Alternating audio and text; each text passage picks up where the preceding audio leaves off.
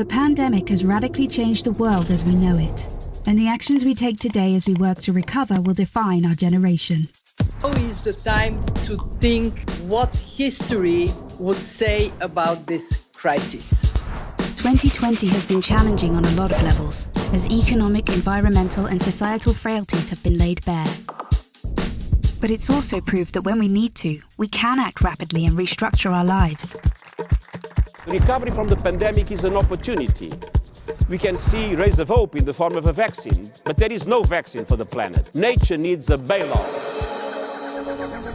You don't want to go back to the status quo that you had before simply because it was the status quo that got us here. With everything falling apart, we can reshape the world in ways we couldn't before. Ways that better address so many of the challenges we face. And that's why so many are calling for a great reset. A great reset? That sounds more like buzzword bingo masking some nefarious plan for world domination. Hands up, this kind of slogan hasn't gone down well. But all we really want to say is that we all have an opportunity to build a better world. And it's not surprising that people who've been disenfranchised by a broken system and pushed even further by the pandemic will suspect global leaders of conspiracy. But the world's not that simple.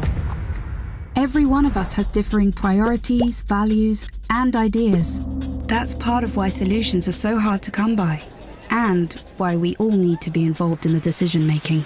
Because whether it's politicians, CEOs, academics, activists, or you, we're all about getting people together, even those you may not like, to sit down at the table and develop solutions that work for all of us.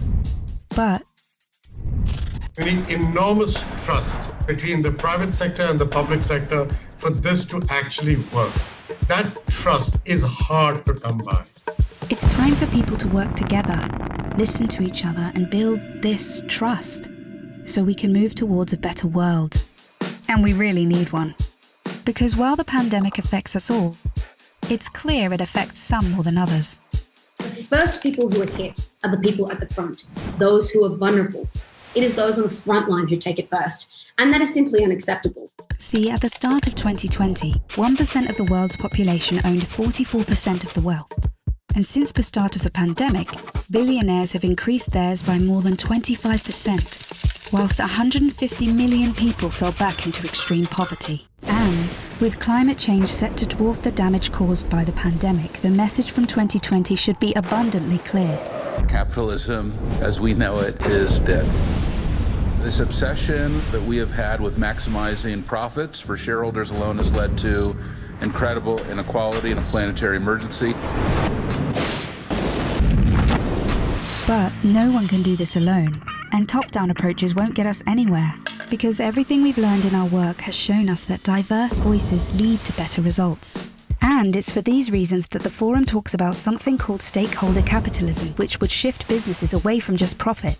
Because if we want to change where the focus of our recovery will go, then we need a new dashboard for the new economy. And that needs to encompass people, planet, prosperity, and institutions. Giving people a real stake in the economy and putting well-being before growth. And that's all about getting the right people in the right place at the right time. We must rebuild our relationship with nature for the survival of the peoples and our planet. We have a window of time which is closing, and we need everybody who cares to get together and find solutions now. It's the people who have great ideas and who share them with others. They're the ones who are shaping the future. So if you want to be a part of the change, then tune in, turn on, and get involved.